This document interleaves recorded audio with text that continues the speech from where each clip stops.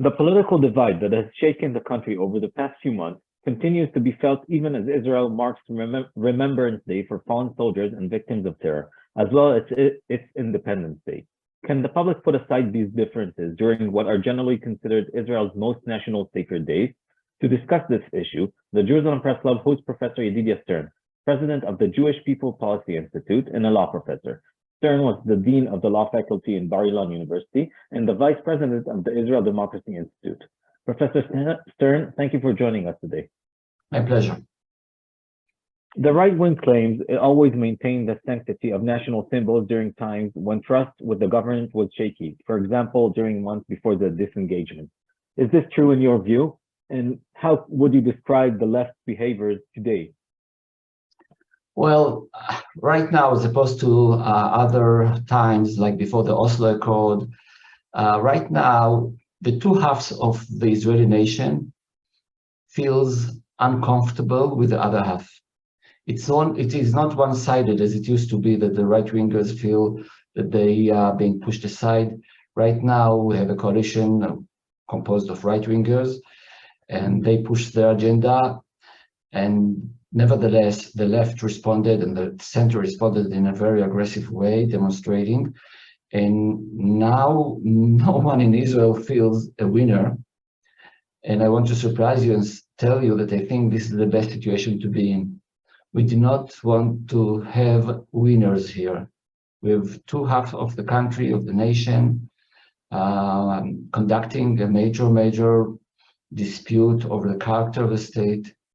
If somebody will win, the other will be a chronic loser, and you don't want to be a chronic loser. So disregarding my personal view, I wish that nobody will take it over, but everybody will be happy enough to feel that this is still his place in the full sense of the word, his homeland. And in order to do that, we need to celebrate the coming days, tomorrow and the day after, together as one nation. But national days in Israel were always considered something maybe holy, something beyond any argument and controversy. What's changed? Well, obviously, right now, we have the most severe social dispute ever in the life of the state. You cannot just switch off the dispute just because the calendar shows you it's a specific day. You have to try. This is what I think we should do. But people do have emotions anyhow on these days. And when you have dispute of the character of the day and you celebrate the independence of the state, it interferes, obviously.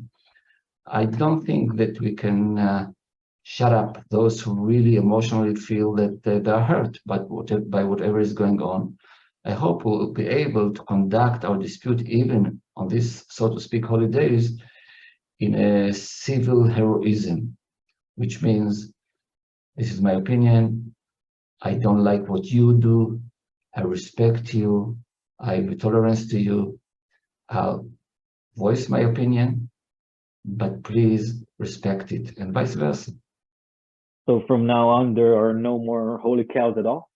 No, I think this is too harsh of a prediction.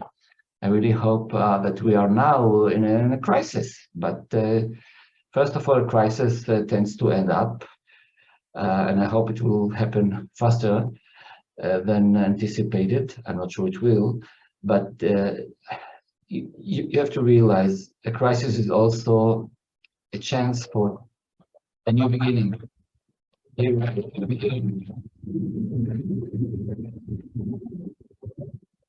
Right now, we hear the Israeli Air Force, which is a major player in our dispute, in pushing forward the demonstrations on one hand and celebrating Independence Day the day after tomorrow.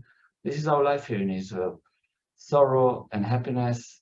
We have a lot of things to be proud of. And you know what? Even the way we handle this dispute is a reason to be proud. How many nations do you know will have thousands, hundreds of thousands of people coming every week to the street with a flag, no violence whatsoever so far. I hope it will stay this way. This is a civil heroism, So we know to have, heroism on the battlefield. It is tougher and different to have heroism in the streets of Tel Aviv, and this is the way we conduct our demonstrations, and I'm very proud of it. Okay, so this leads me to my next question. From your perception, and when you put aside all those disagreements, you think it is safe to say that most Israelis are proud or happy with their country on its 75th anniversary? No doubt, no doubt. You see it in every poll. Israelis, first of all, they're happy on a personal level. The UN has a happiness index coming every year, and Israel is number, I think, 5 or 6 on the whole world. But you asked me about the state, not about the personal level. Well, about 80% of Israelis are proud to be Israelis. And by the way, it includes Israeli Arabs to a large degree, about 60%. And it also includes Haredim, ultra-Orthodox, who are proud to be Israelis, more than 50%. So altogether, I think Israelis are proud to be Israelis. So there's a lot of things to celebrate. Listen, the Zionist movement is the only national movement in the 20th century that was able to form a state, a nation state, without bloodshed. This is an amazing thing. And from this, Israel became democracy. And from democracy, we have the open society. And the open society was allowed us to be leaders in high tech. And Israel is a very successful place. We have a crisis now. Israelis are not giving up the dream. They're fighting for the dream. Each side is coming out with a flag, the same flag. So we do have some level of solidarity, and we shouldn't let the voices from the extreme on either side to dictate us the general mood of the nation. Okay, something maybe that personally, on my personal level, making me sad in the past few days is maybe the general or some specific attitude towards the ultra-Orthodox, the Haredim, who were called out regarding the Remembrance Day, and some ministers were asked not to come to the cemeteries following the cause that they don't serve in the military.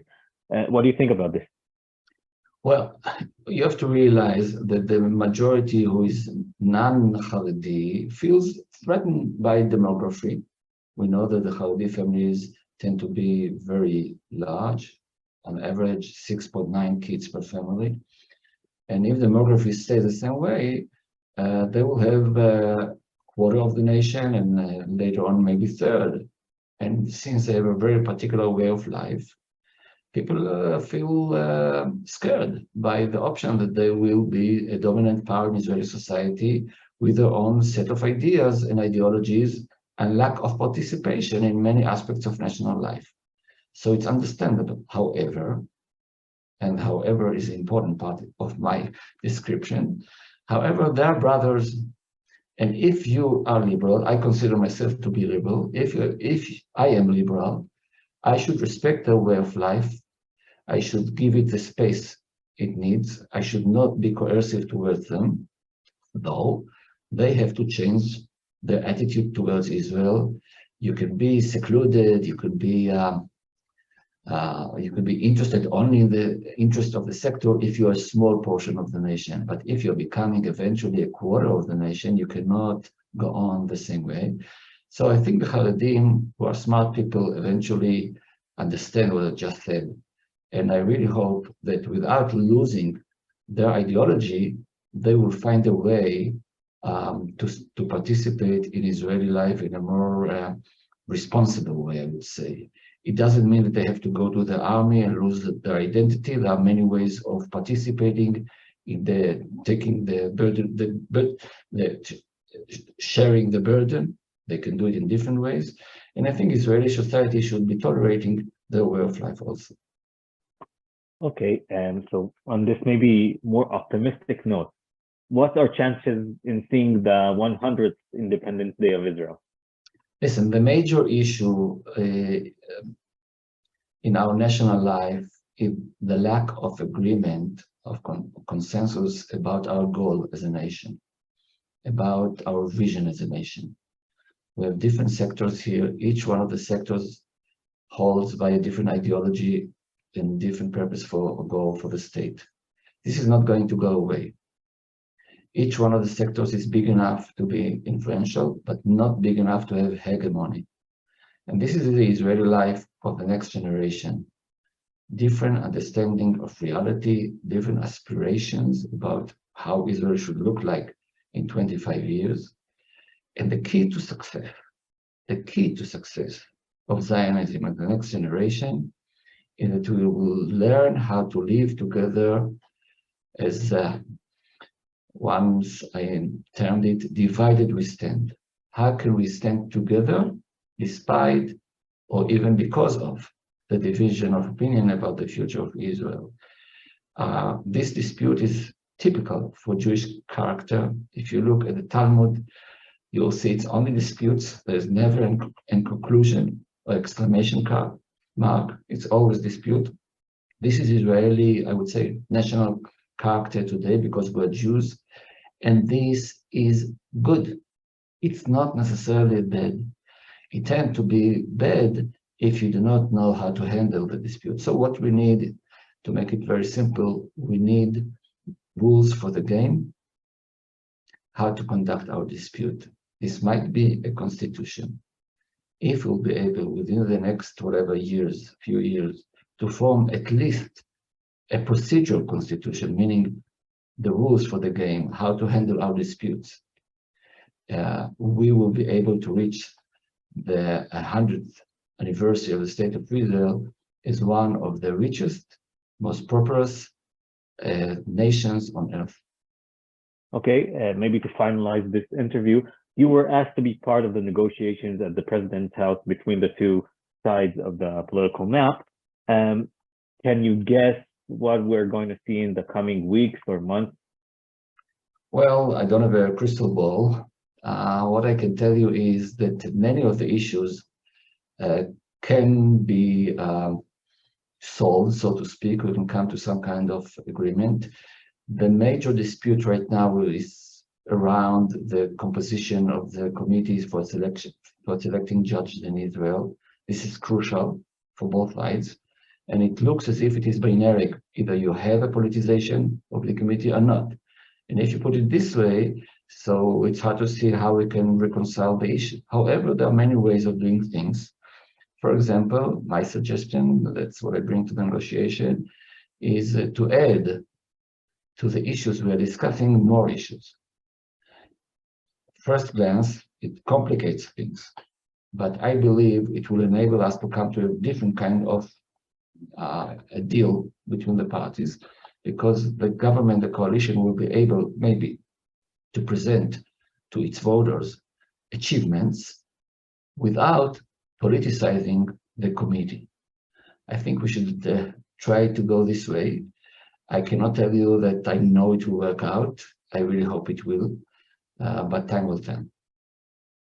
Okay, let's hope this will be solved in the very near future. Professor Yedidia Stern, thank you very much for joining us today. My pleasure. Thank you very much. Yom Ha'atzmaut Sameach. We hope you enjoyed that briefing by the Judicial Press Club. If you did, like the video and hit the subscribe button to stay up to date with all of our future content.